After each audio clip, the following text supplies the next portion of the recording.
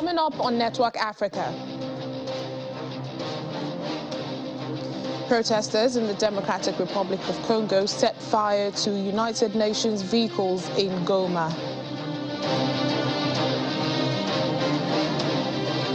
Many parts of Kenya hit by power cuts. Plus,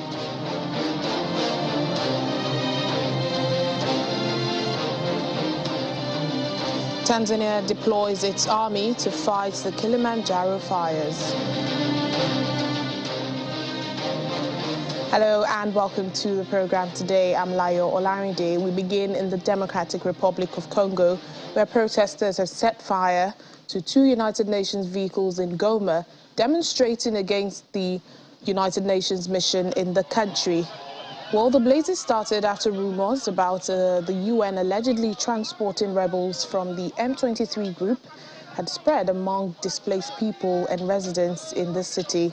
Earlier on Tuesday, MONUSCO announced a strategic and tactical withdrawal from embattled Rumangabo, where the M23 is trying to advance. The mission announced that the decision was taken in consultation with partners to better prepare for the next steps together.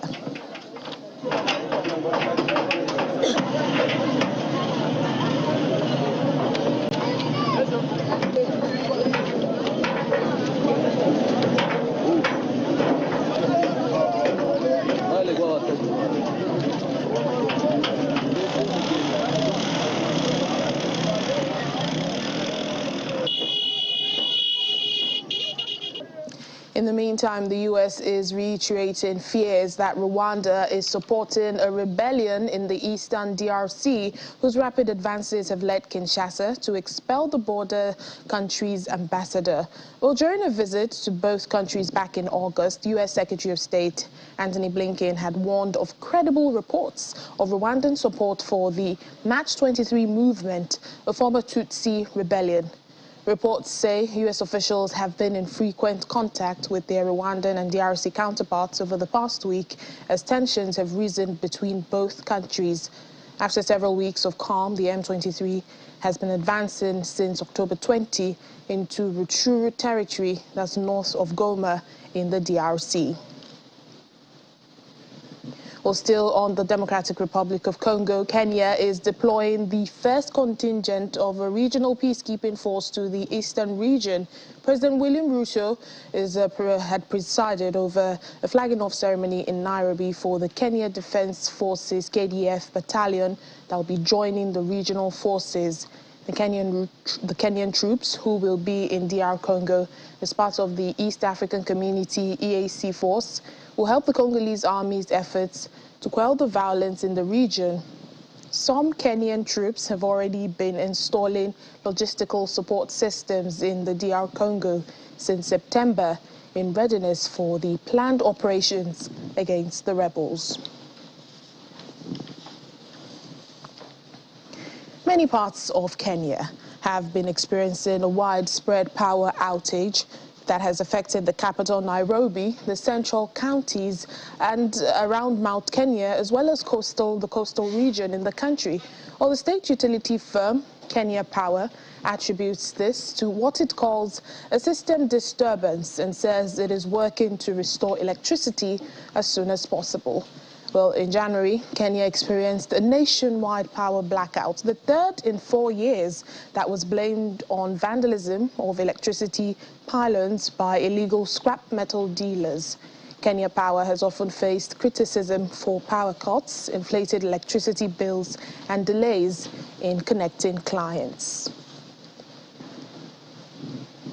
There is a general support in the UN Security Council for the continuation of the Black Sea Grain Initiative, and this is according to the UN Ambassador of Ghana, Harold Adlai Ageman, who says everyone is concerned that the initiative ongoing in a way helps to stabilize the food market.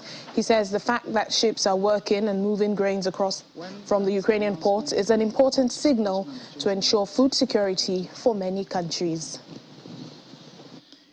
Consideration of there's a general support for the continuation of the Black Sea Grain Initiative, and the support that the Council can give would be to encourage the efforts that has been led thus far by the government of Turkey, as well as the Secretary General himself, who has been very much engaged in this matter.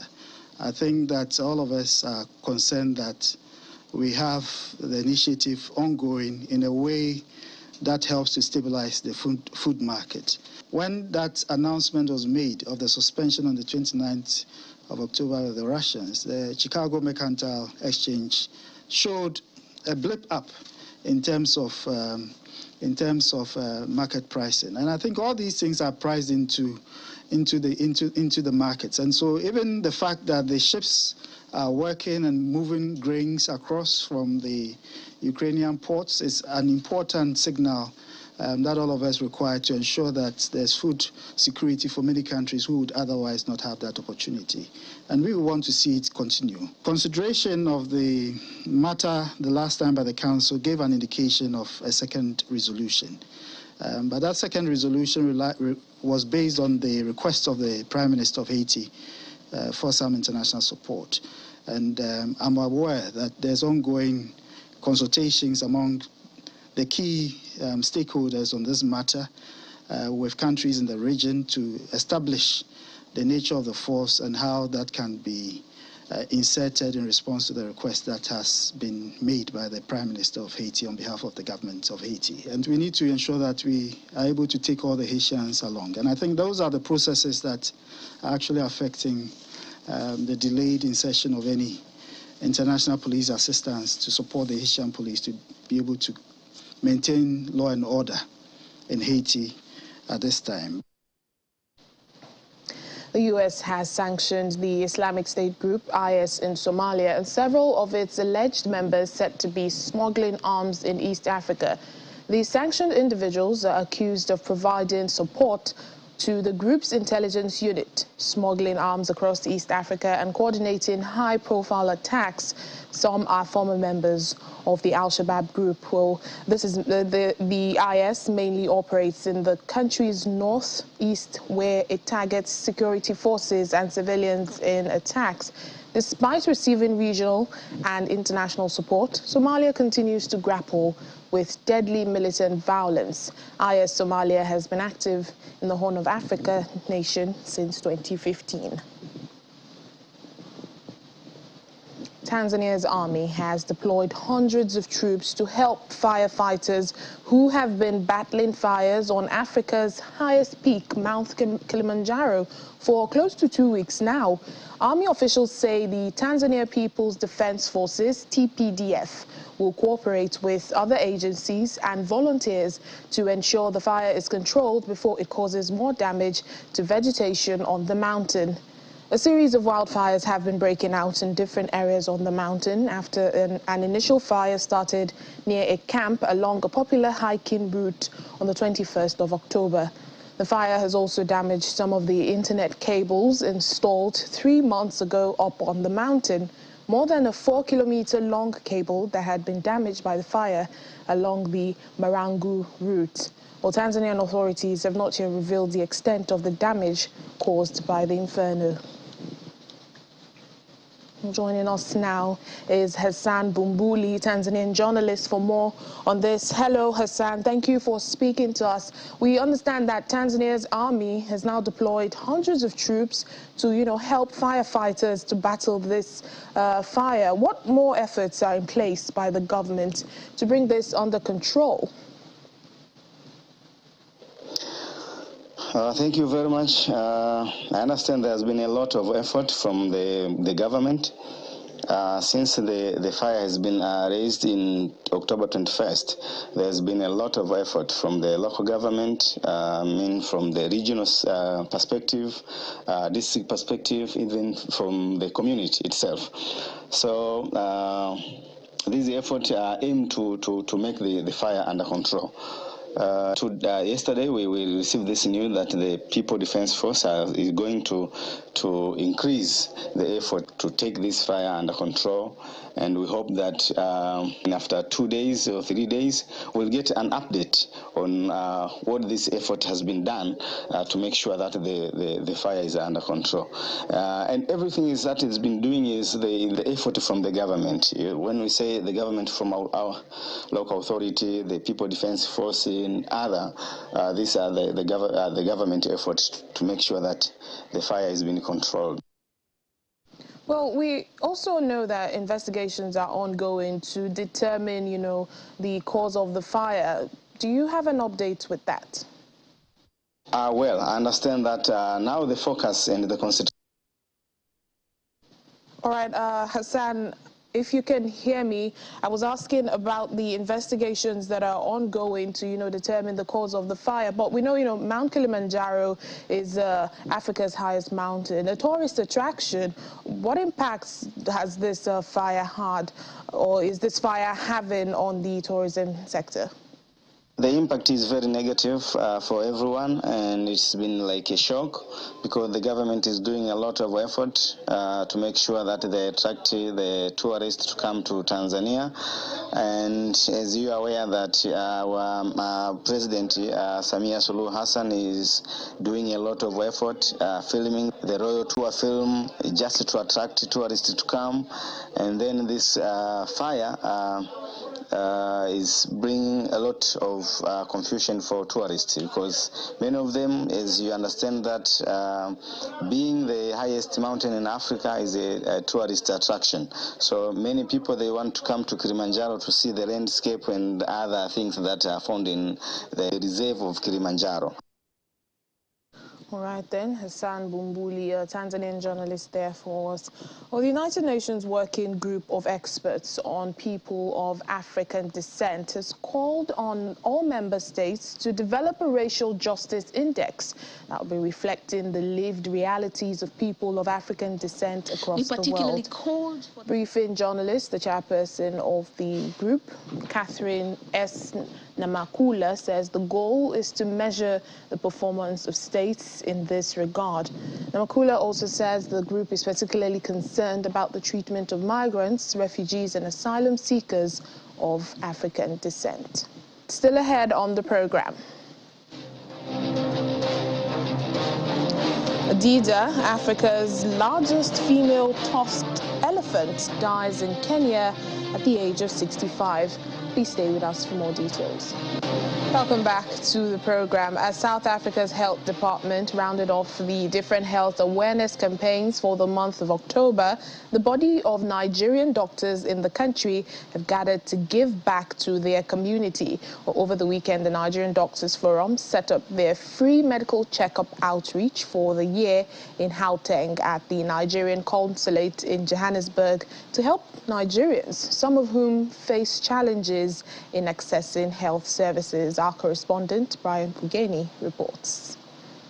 The annual free medical outreach of the Nigerian Doctors Forum in South Africa focuses on Nigerians who don't have a chance to see doctors, those who might not have medical aid or funds, and some who fear discrimination faced in some local hospitals. Some of them don't have even immigration papers. They are so scared to come out and see doctors, because they feel that they could be arrested. So we give this as an opportunity to attend to them, to attend to their health needs, free of charge. We give medications. We don't charge anything. We spend our time. And this year we made it even better because we invited South African nurses and we also invited Nigerian nurses to be part of what we're doing. So that's why we're here. I like the program because I wish it could be in South Africa. We could have one, because it is not anyone who have money to come to go to the doctor. But here they have free consultation and free medication. I like the program. Oh, it has been very good. And we also as nurses, we are so happy to give back to our community, because that is one of our vision. Our vision is building a stronger community. And for us coming to the consulate to give back to the community, we are so happy. It has been very, very good, and we really love it. Those who came for the outreach had their sugar levels and blood pressure checked, took HIV tests, and given free medication. I've been having a serious pain since 3 weeks. When I went inside the place and explained to doctors, They give me the medication, and they treat me. The way they treat me, I'm very, very happy for them. No, it went well. To be honest with you, I thought my blood sugar it's high, but luckily for me, I've just been tested and they said it's normal. So I should keep on doing whatever I've been doing, and I'm happy about it. First of all, I was a bit scared because I was just like, am I good or am I not sick or what? But in the point, I was okay. Everything went very well, and then it's good to check yourself and then to know how you are doing. It's been a yearly activity, and majorly we do it here and in Cape Town, and we've also done it in KZN. So it's been happening in other provinces. What we initially planned was to do it simultaneously in all the 9 provinces of South Africa. We couldn't coordinate it because we're just from COVID, and a lot of people are still recovering from that shock of COVID, and a lot of things that weren't going well. But I can assure you that going forward in the next few years to come, we will be doing it simultaneously in all the 9 provinces of South Africa, so that Nigerians everywhere can benefit, and also South Africans who are ready to come can benefit from our activities. This is the first outreach in about 3 years owing to the COVID-19 pandemic disruption, and the Doctors Forum says while they are happy with the turnout, they still hope to reach much more people next year. From Johannesburg, South Africa, Brian Pugeni, Channels Television News.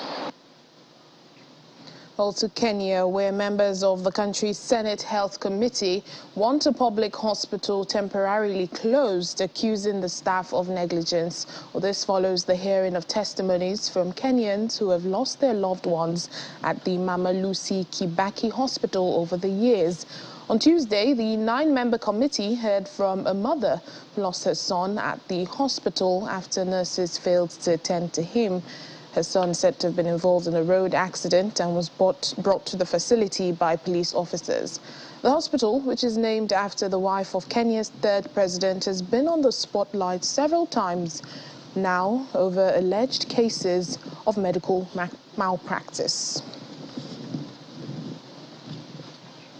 Research in Africa has found a one-time dose of an experimental drug protecting adults against malaria for at least 6 months, the latest approach in the fight against the mosquito-borne disease. The new study tests a very different approach by giving people a big dose of lab-made malaria-fighting antibodies instead of depending on the immune system to make enough of those same infection blockers after vaccination. Dr. Kasum Kenyatao of the University of Sciences, Techniques and Technologies in Bamako, Mali, who helped to lead the study in the villages of Khalifa Bugu and Torodo, says the available vaccine doesn't protect enough people. Malaria killed more than 620,000 people back in 2020 and sickened 241 million, mainly children under 5 in Africa. The World Health Organization is rolling out the first authorized malaria vaccine for children, but it is about 30% effective and requires 4 doses. In the meantime, scientists say that an invasive species of malaria-carrying mosquito from Asia has spread to Africa, where it poses a particular threat to city dwellers. In Africa, where the majority of global deaths from malaria occur, the disease is mostly spread by a mosquito specific to rural areas. But the Anopheles stephensi species of mosquito, which is responsible for most of the cases seen in Indian and Iranian cities, breeds in urban water supplies and is resistant to most insecticides in common use. The mosquito has already caused cases in Djibouti and Ethiopia to rise, seriously complicating efforts to eradicate the disease. Researchers say that if it spreads widely in Africa, it could put nearly 130 million people at risk. Back here in Nigeria, environmental stories. Now, flood victims in Jigawa State are seeking government support in order to return to their homes after the water recedes. The state government confirmed that 134 people across the state lost their lives as a result of the flooding. Our correspondent Sadiq Iliasu reports. In August and September, Jigawa State in northwest Nigeria experienced devastating floods that killed 134 people, and thousands were rendered homeless, forcing them to seek shelter in public buildings. About 138,000 hectares of farmlands were destroyed across the state. However, the waters have receded, but many cannot return to their homes as they are completely destroyed. This is an abandoned acquisition center. It is now a new home for Haruna Sali with his 6 children. We are facing a lot of challenges. We cannot compare this life to our previous lives. We don't have water here. I have to fetch water every day from a long distance. This is how we are surviving. This is Karnaya, a village in the outskirts of Dutse, the Jigawa state capital. A few months ago, this community was completely flooded and many houses were destroyed. However, the people in the community are gradually returning. But their main challenge is building materials, as they are now using plant stems for building.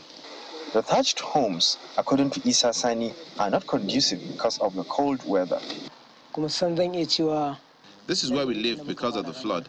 I have 2 wives. One of them gave birth to a baby here. We first took refuge at the primary school, but we later moved here because of congestion, and she gave birth here. I can say people have returned and are halfway because most of them cannot even sleep in their houses. They rebuild their houses with plant stems. Now what we need is building materials to be able to fully return to our homes. The State Commissioner of Information, Bala Mamsa, said the state government will do the necessary to relocate the victims to their original homes. There are still people in the camp, and the government is still giving them all what they need there, food, toiletries, drugs, and so on. And we are trying as much as we can to see that we take them back to their homes. The flood waters have receded, but the devastating effect of the disaster is still visible in this community. The hope is that they get the necessary support to enable them to return to their homes. Sadiq Ilyasu, Channels Television News. We round up the program in Kenya, where Athletics Kenya has announced that the country's first athlete to win an Olympic medal, Wilson Kiprugut, has died at the age of 84. The middle distance legend is said to have died in Kericho County on Wednesday evening after a long illness. He made his breakthrough on the international stage after winning the bronze medal in the 800 meters race at the 1964 Olympics in Tokyo. He went on to win a silver medal in the same race in the 1968 Olympics in Mexico. He also won 2 gold medals in the 400 and 800 meters at the first All-African Games held in Congo, Brazzaville in 1965. And also, in Kenya, wildlife officials say an elephant believed to have been Africa's largest female tusker has died of old age. Famed for her long tusks and popular with tourists, the majestic matriarch named Dida was aged between 60 and 65, which is said to be well beyond the average life expectancy for an elephant in the wild. The KWS says she died from natural causes due to old age, having lived a full life. Popularly known among conservationists and tourists as the Queen of Tsavo, Dida lived in the expansive Tsavo East National Park in Kenya's southeast Tsavo. Tsavo forms the largest protected area in the wildlife-rich country. Condolences to Kenya, and that's a wrap on the program today. Thank you so much for watching. I'm Layo Olango.